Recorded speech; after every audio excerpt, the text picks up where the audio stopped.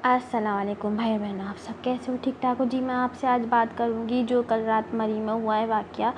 मरी में बहुत ही ख़तरनाक एक्सीडेंट समझें, बहुत ही दिल दहलाने वाला वाक़या हुआ। मरी में कल रात तेज़ हवाओं के साथ जो शदीद बर्फ़बारी हुई है, 17 बर्फ़बारी नोट की गई है, जिसके बायस सारे रास्तों पे बर्फ़ ही बर्फ़ हो गई। सारे रास्ते बंद हो गए, जिनकी वजह से सैकड़ों गाड़ियाँ फंस चुकी हैं। जो गाड़ियाँ बर्फ़ में फंस चुकी थी, जिनके ऊपर बर्फ़ गिर चुकी थी, उसमें से कई लोग जो हैं वो ऑक्सीजन ना मिलने की वजह से इंतकाल भी कर गए, जिसमें ASI नवीद अपनी बीवी, 2 लड़के और 4 लड़कियां और एक भांजा भांजी और बहन के साथ मौजूद थे। वो भी ऑक्सीजन ना मिलने की वजह से रात गए, बर्फ़ में फंसे रहे, तो वो भी इंतकाल कर गए। और एक घर के 4 बेटे थे, एक माँ के 4 बेटे थे। जिस माँ की गोद उजड़ चुकी, उसके चारों बेटे ऑक्सीजन ना मिलने की वजह से पूरी रात बर्फ़ में फंसे रहने की वजह से इंतकाल कर गए। और वहाँ हमारी हुकूमत का कहना है कि 16 लोग इंतकाल कर गए, लेकिन जो इंतज़ामिया है वहाँ काम करने वाली, वो कह रही है कि हम अब तक 21 लोगों की लाश निकाल चुके और अभी भी पता नहीं कितने 90% 98% लोग जो हैं वो फंसे हुए हैं। तो इसमें कसूर किसका है? इसमें कसूर हमारी हुकूमत का है। जब कल एक हफ़्ते पहले ही महकमा मौसमियात ने कर दिया था कि अब के हफ़्ते शदीद बारिश और तेज़ हवाओं के साथ बर्फ़बारी होगी मरी वग़ैरह में, तो सयाहों को रुख ना करने दें। फिर भी हमारी हुकूमत ने सयाहों को ना रोका। सयाहों को अगर वक्त पे ही रोक लिया जाता तो ऐसा हादसा पेश ना आता। तो इसमें कसूर हमारी हुकूमत का है, लेकिन अब हमारी हुकूमत को होश आया है, तो अब हमारी हुकूमत रोकना चाह रही है सयाहों को मरी वग़ैरह घूमने ना जाने की अपील कर रही है कि ना घूमने जाएं, ना सफ़र करें मरी वग़ैरह के। लेकिन हमारी आवाम जो है वो ढीठ हो चुकी है, उसकी समझ में नहीं आ रहा।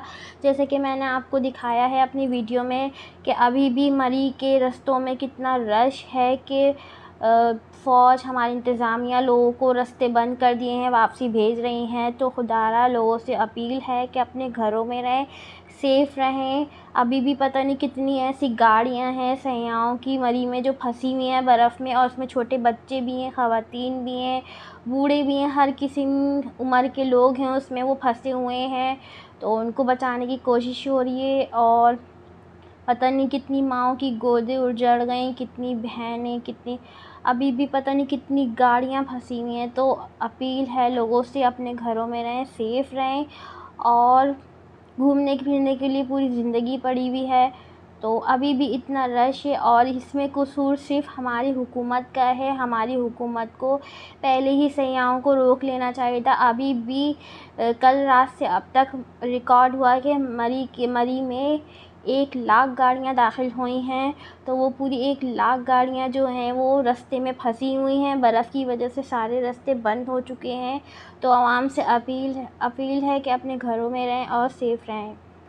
एक इंसान की जान भी कितनी कीमती होती है। कल के हादसे में तो पता नहीं कितनी जानें चली गई। और ये वो लोग हैं जो सर्दी के बाइस गाड़ी में बर्फ़बारी के बाइस गाड़ी में रास्ते बंद होने की वजह से फंस के बर्फ़ में ठिठर के सर्दी से अपनी जान की बाजी हार गए और इंतज़ामिया को होश ना आया। इंतज़ामिया ने इनकी मदद नहीं की। मरने वाले सिर्फ़ सर्दी की वजह से, बर्फ़बारी की वजह से, सर्दी लगने से, ऑक्सीजन ना मिलने की वजह से इंतकाल कर गए। अभी भी देखें मरी के रोडों पे कितना रश है और ये गलती हमारी इंतज़ामिया की है। इनको टूल प्लाज़ा पे ही इन लोगों को रोकना चाहिए था। जब 2 दिन पहले ऐलान कर दिया गया था कि मरी फुल हो चुका है, अब गाड़ियों की गुंजाइश नहीं है, फिर भी टूल प्लाज़ा से इन लोगों को अंदर आने क्यों दिया?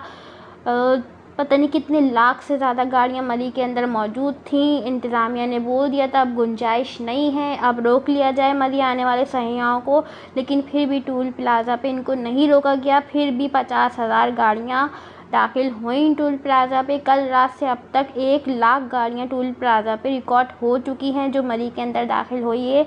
तो इंतज़ामिया अभी भी होश के नाखून ले लो और इन लोगों को रोक लो, क्योंकि एक इंसान की जान भी इतनी कीमती होती है।